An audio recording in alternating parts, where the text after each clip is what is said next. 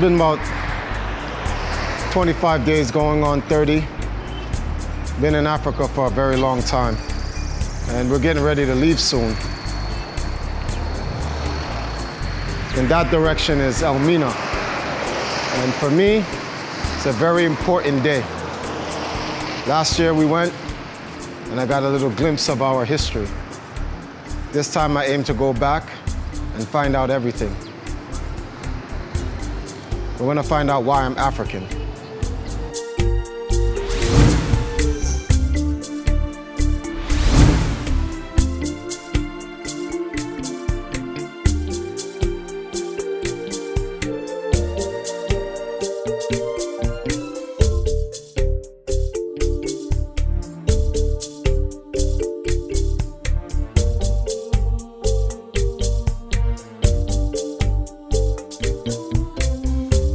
You know, being in America, being raised in America by my Jamaican parents, you know, going to school, a lot of people used to say, go back on your boat, you know, when referring to Jamaica. This was back in the 80s and the 90s. There was always a little joke about getting back on the boat, going home. And then I finally go home during 2012, 2013, when my mother passed away. And then you have guys back home saying Triforce is in Jamaican. And as you can see, so I go back home and I'm not even considered Jamaican. And I don't understand what is this issue. This is one of the things that made me decide to go find out who I really am. And there's a song here in Africa that says, I know who I am. And I really question that. I don't think we as a people really know who we are. And even if we do know who we are, I don't think we really embrace it. And this is why I'm here, because I know I'm African, and I've always believed this, but I want to get the conviction. I want to actually put the facts so I can see it and recognize it. I don't want to believe it anymore. I want to see it and know it.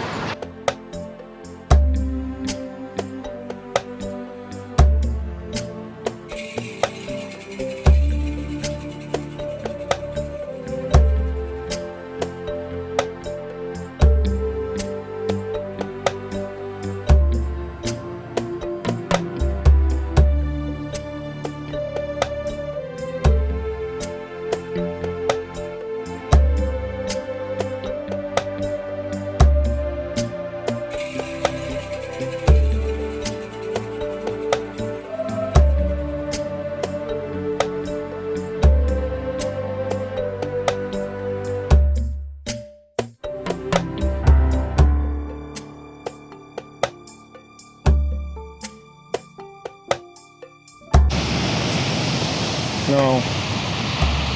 Some people are like, Triforce, are you Rastafarian? Because I have locks. And in reality, I don't even know what that means. I don't know if being Rastafarian has anything to do with just having locks. It's more of a cultural thing. My father had it. He told me certain things about Rastafarianism. Rules, you don't eat pork. Got to keep yourself grooming. And there's a lot of songs my father used to listen to. And sitting here on this beach, the whole situation about Elmina just reminds me of this story he told me when I was listening to Bob Marley's music and the Redemption song music. And just the first verse alone, it's like, the verse is so real. You just sit here on this beach and you think about it. Old pirates, yes, they robbed I, which means they robbed our people, sold us to the merchant ships. Minutes after they took I from the bottomless pits. But our hands stay strong. By the grace of the Almighty, we forward in this generation. Triumphantly. Won't you help to sing these songs of freedom.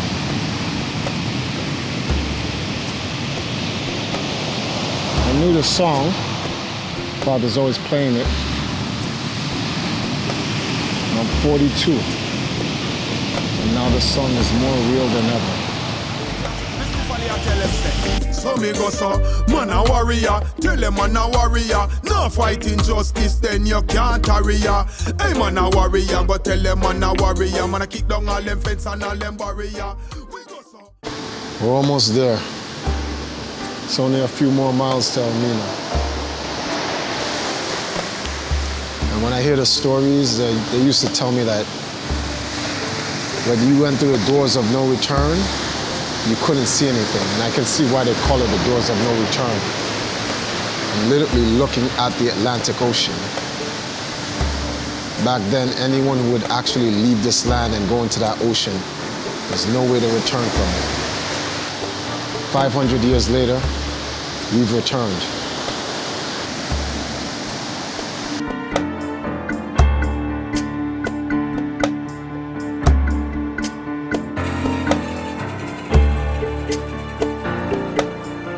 We're at the St. George's Castle in Elmina, Ghana, where the original slave trade started. This place was created by the Portuguese in 1482. A serious history lesson we're gonna get today.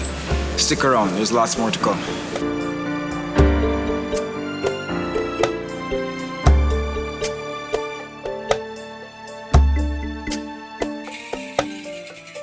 It's time to find out, how did we really get from Africa to the West Indies? And who named it the West Indies? We'll learn all of that and more here in Elmina Castle. Let's go through the tour.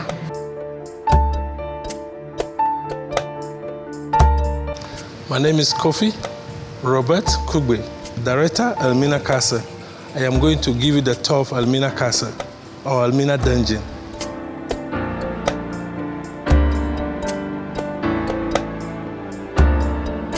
Damn. This is where our ancestors were.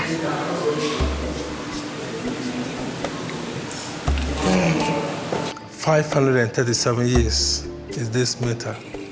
As old as the castle, yeah. The age of the castle is the original metal gates, right from Portugal. And who did they used to keep in these cells? This cell was designed for the European soldiers who misbehaved. Okay. They moved from the castle to town without permission from the authority. They took alcohol, got drunk. When they returned, they went to the female slaves, beating them, raping them. When the officers caught them, they put them here for a few hours and released as punishment. Few hours. It has 2 windows, well ventilated.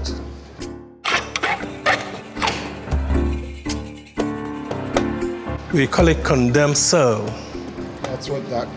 Or dead cell, yeah, you can see the sign there. The skull and the crossbones, Portuguese put them there, danger. And you can see some holes on the gates. You see the holes on the gates? They were put here for the soldiers to look through and remove dead bodies, not necessary for ventilation. So the male captives who fought for their freedom, they call them notorious slaves.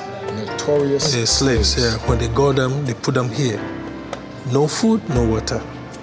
So all the slaves that fought back Yeah. were put in this cell. And you will never come back. And you know, oh, this Yeah. is where you die. Yeah.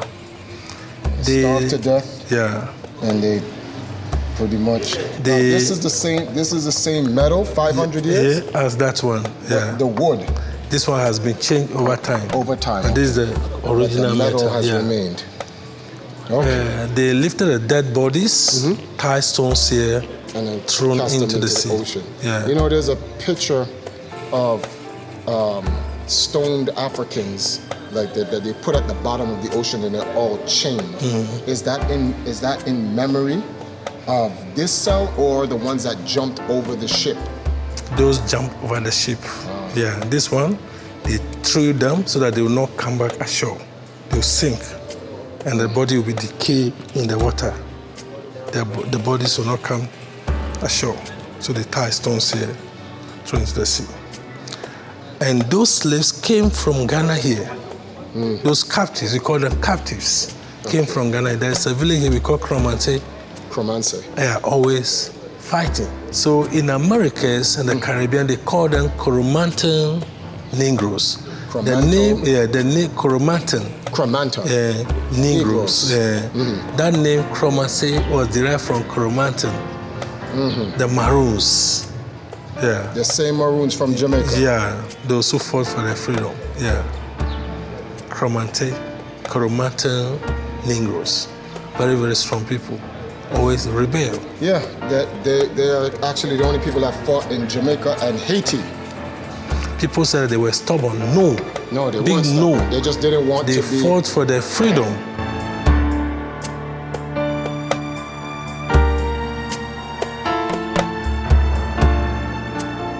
Pretty much next stop is their church. In the name of their holy God, they enslaved us. So let's see what justification they have for this one. Now, the structure you see at the center here was a church. Yeah. Portuguese church. Now it's a museum. The first Roman Catholic church in Ghana here, built by the Portuguese. They were Catholics. So there were long, long towers with the cross. When the Dutch came here, they removed the towers. They put up a new church up there called Dutch Reformed Church. The Dutch Reformed Yeah, Church. and they said they were Protestants. So you have two big churches in the house. Now it's a museum. So let me get this straight, just out of curiosity. They build a fortress to capture people, enslave them, murder them if they rebel, and had the audacity to put a church. That's where the Bible landed. When the Dutch came here, they divided the structure into two. Yeah. They used the upper portion for their junior officers, soldiers. They were drinking and eating, enjoying there. The down as a slave trading hall where they were buying, selling African captives. Now it's a museum. So a church had an auction house for buying slaves. The down floor, the top for officers' mess. Interesting. Let's check inside.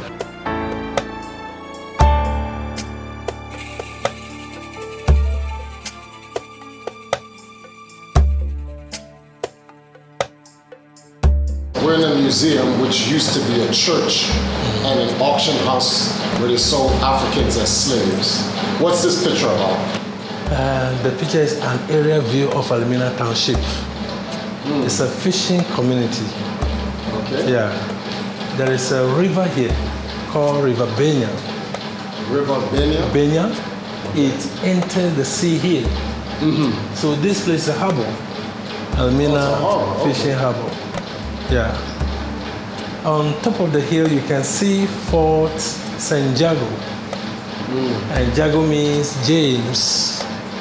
Built by the Dutch in 1665 for their soldiers to protect the castle. We call him Nana Akwesi Ajimaprempe I, one of the Ashanti kings. He was arrested by the British soldiers in 1896, with two wives, the children, and the royal family. He brought them to Elmina Castle. There is a tower here, two towers. This king, the two wives, and the children were imprisoned in the left one. The family was in the right one.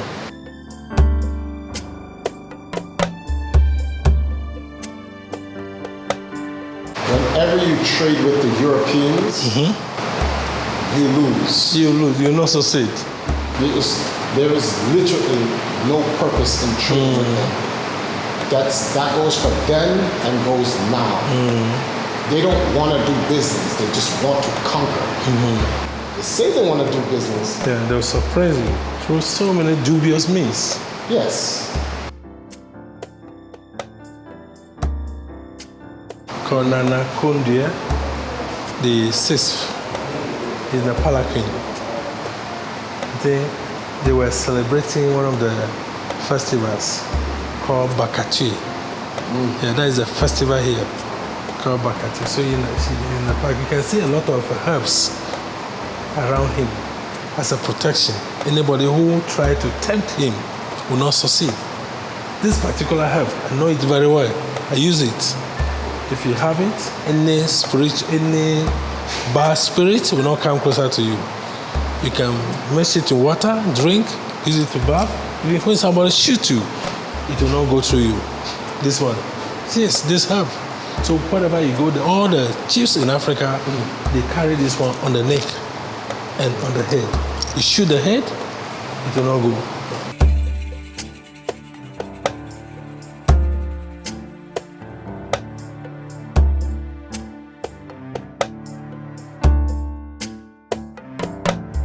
So religion. Now I'm reading this and it says, with the advent of the Portuguese, some, how do you pronounce that? Edina people and chiefs were converted.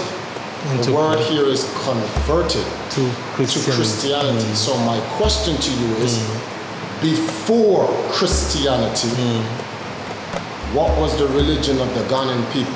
We practice African traditional religion, where I belong to till today.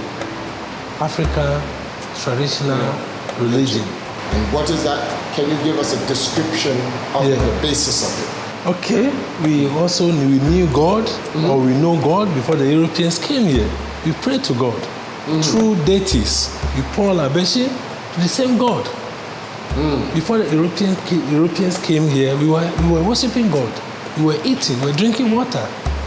So we had religion before they came. That is what the word converted. Yes. Tells you that we were worshiping God before they arrived. So that they came here and they enforced their religion of Christianity on us. Yeah. So it says churches were built within St. George's Castle, in the old Elmina Township, and on St. Jago Hill. In 1570, Augustina monks embarked on evangelization of Elmina. He's also talking about the church. Yeah, the church, yes. Evangelism.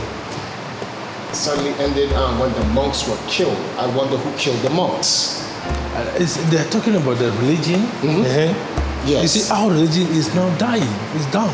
Yes. Yeah. They've effectively came and killed our religion and then enforced theirs onto us. Every corner today you see churches. Yeah, every car I pass by on the street, I am seeing a white Jesus. Yeah. And it says, pray to God, obey it says obey. One car had Jesus like this, and it says obey your master. And I'm sitting there, I'm like, well, who was our master before that master came here? And who's to say the new master is the right master? Who is saying it? No, I don't believe that. So here are the trade goods. Yeah. I see a branding tool there, and I see some chains. Are those original?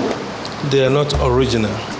Yeah, these are a replica of what they used in the past to shackle and chain the African captives.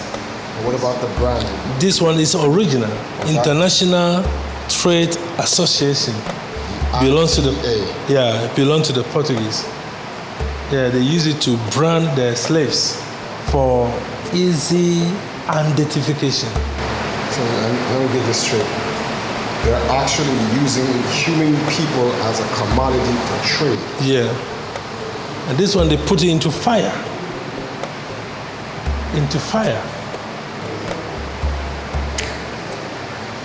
Branded the captives for identification. The Dutch, they use W. Letter W. West Indies for branding. To let everyone know that this particular commodity is for the West Indies. Yeah. Go to Cape Coast, British, they use SA. Senegal Adventures for branding. SPG, the Society for branding.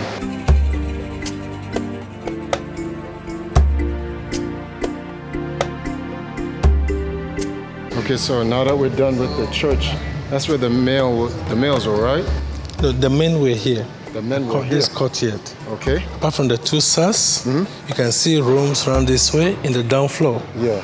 9 rooms were for the men, 600. The women, 400. Yeah. So we have done with the male dungeons. We are now going to the room of no return. From there to the female dungeons. Let's go see the room of no return.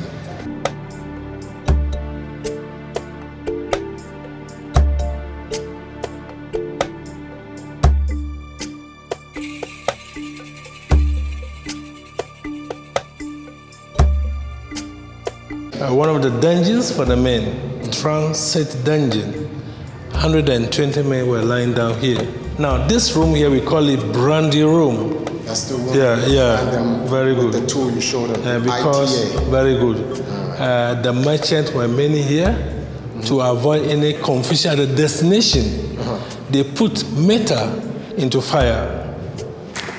Yeah, that was the brandy room for the men. Female captives were not branded. They gave them tag on the neck for identification. Initially, they were not taking the women. The first captives were only men. Later, they got to know that women could do planting and harvesting. Also for slave inbreeding, they started taking the women. Now, there is a hole here, we call it peephole. If you enter all the male dungeons down here, you see something like this. When the male slaves became aggressive, the soldiers found it difficult to get close to them, so they gave them food through the hole. Peephole. The windows here, there's another big hole here. Were put here for lights and ventilation. So you can see the thickness of the wall here. No iron rod, only stones. That time the whole place was forest, very, very dark. Now we cut all the trees. You can see light here. So when the ships came, the male captives that survived here, they moved them and they passed through this place to the point of no return. Bye-bye.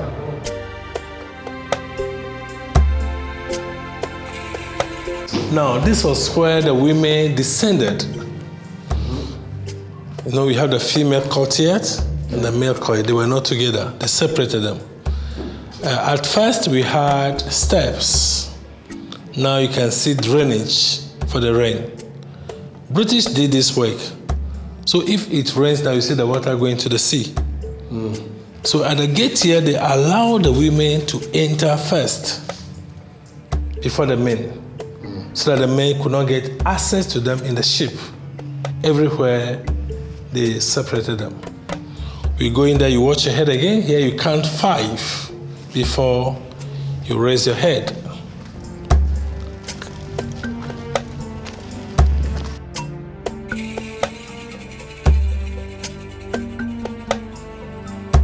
The point of no return.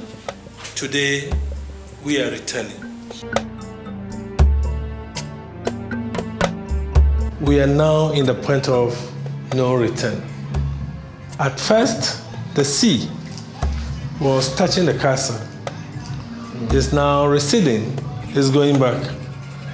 It is due to the earth movement. It's a natural phenomenon. So we have the remains of the jetty down there, the piers where the ship dock.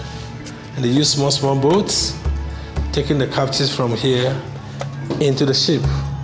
They were sent to Americas, Caribbean, Europe, and some went to Java in Indonesia. So for 400 years of slave trade, according to the historians, 3 million Africans were captured through Elmina Castle. 2/3 died, and the 1/3 survived. And that's just one Elmina Castle alone. castle alone. Some died in the forest, some died here. When they were going, some also perished on the high seas. Now you can see reefs at the back. They were laid here by the visitors, especially African Americans. in the memory of our ancestors who died in the dangers. So that this kind of atrocity committed against humanity will never again be repeated. So remember, we were inside the church, which is now a museum. And we already stated that before Catholicism or Christianity came here, we had our own God. Now, I'm not judging, but I just have one question to ask. They conquered us in the name of Jesus, but we're saying rest in the Lord to the very same God that conquered us.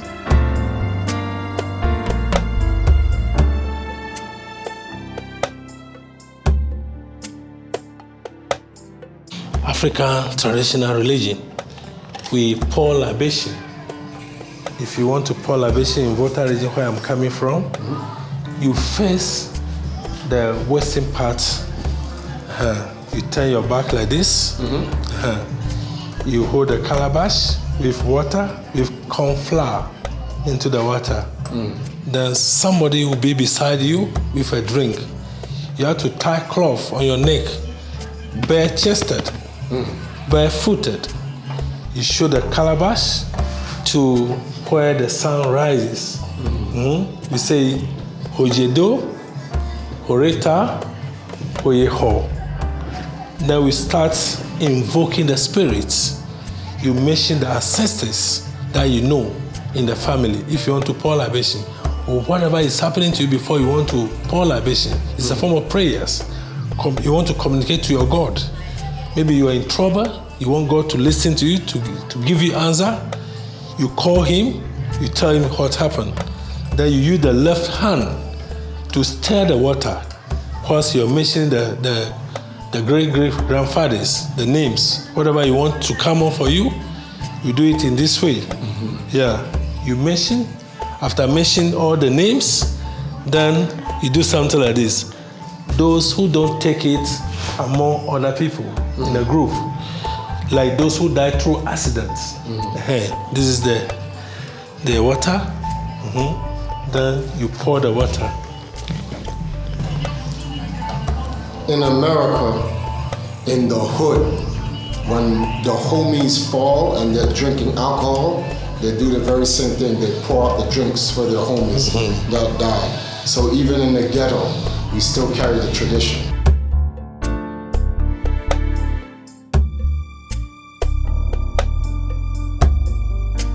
So the door of no return. This is where our ancestors passed through into the ship to the new world. The new world. Yeah. So they docked here and the ship sailed out that way. Yeah.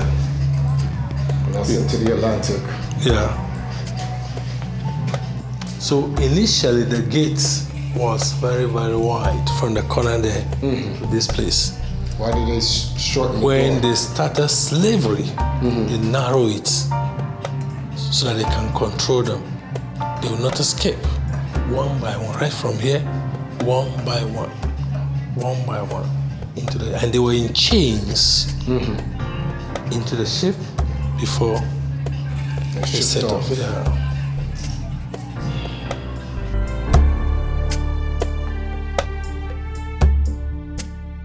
Yeah, the women were here, 400, the total number. Initially, the rooms you see in the down floor were used as storerooms, warehouses. When the Portuguese started slavery, they turned them as dungeons. 400 women. You can see the hinges here. There were wooden gates. They locked them. When they became very weak, they brought them out here. They received sunshine. They were sent back. Now, this one we call it cannibal. Initially, we had 8 with chains. There's a hole here, another hole down, designed for punishment, very heavy. Any woman who misbehaved or resisted rape from the soldier will be chained on the legs. You'll be standing here, shining or raining. No food for you, no water. Sometimes they asked them to leave and they caned them. Now, at the center here, we have water. And this one is a reservoir. It covers the whole yard here underground. The only source of water for the castle, rain, the water came through the roof. You can see 2 pipes on the wall. Down there they use stones, purify the water, transfer to this one. 20,000 gallons when it is full. If you fall in, you can come back. We still have water here. We use this plastic to trap the water for renovation. It is not potable. This one, if there is no water in town here, we allow our people to fetch for washing and bathing. It's fresh water. This was the largest one for the women, the largest female dungeon. 150 women were lying down here, 150. No toilet facility. They placed some wooden containers at the corners for them to ease themselves, but there were many. Here was full of toilets, vomit, urine, blood. They slept here and ate here.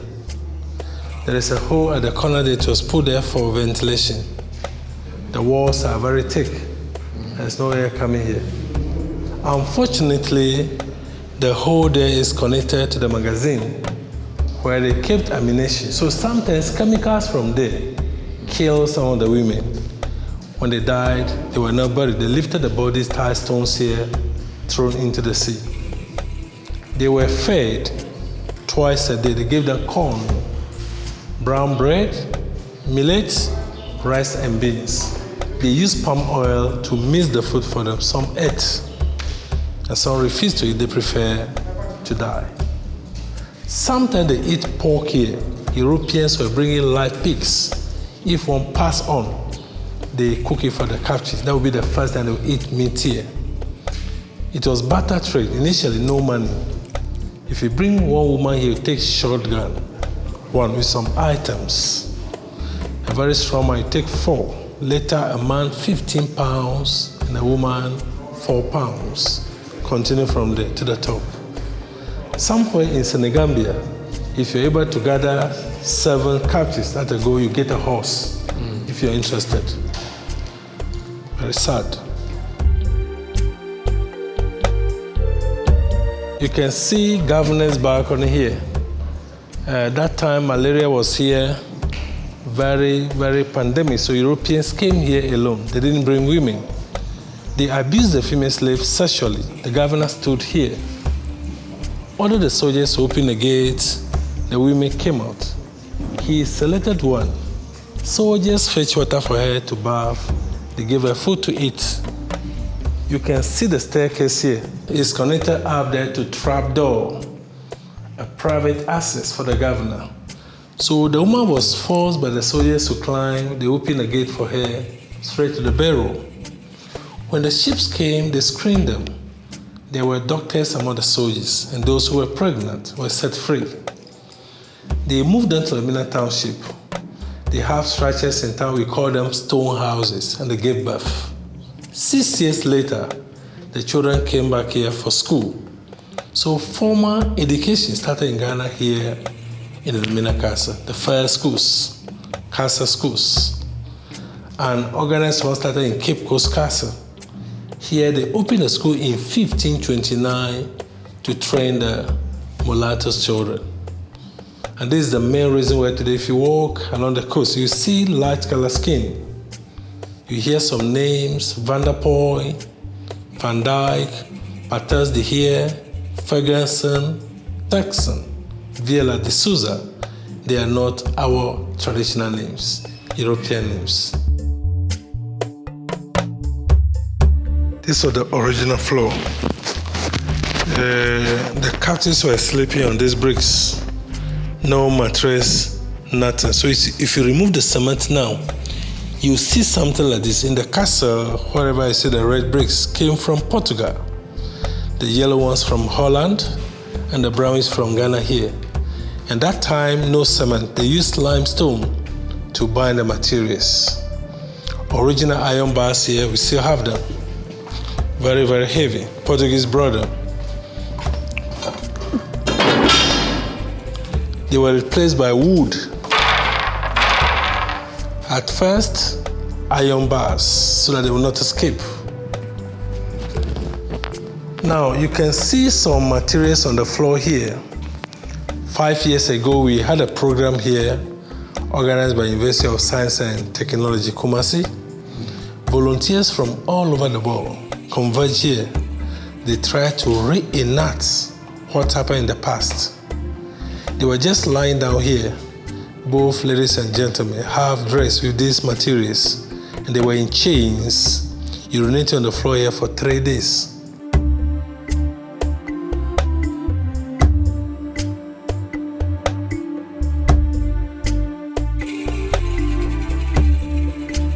Now, the forts up there on top of the hill, Jago Fort, Elmina Castle, Osu Castle in Accra, or Christian Ball Castle in Accra, and the Cape Coast Castle 4, in 1979, had been designated as World Heritage Site by UNESCO. So there's a need for us to protect them for historical purposes. Yeah. Now, the story here is not being told to open old wounds, no. But as a lesson to mankind so that what happened in the past will never happen again. Yeah. Again, this is not the time to blame the whites or the blacks, but an opportunity for us to forgive so that we make the whole world a better place to live. I don't see the this everything that happened here. I don't take it I don't take it personal against anyone in today's time, but it does serve as a caution to the nature of the threat, that human beings can be like this. So that's how I use it as a lesson. Yeah. But on that note, I hope you guys really took a lesson from this about the history of humanity and how they built this new world. Take care of each other.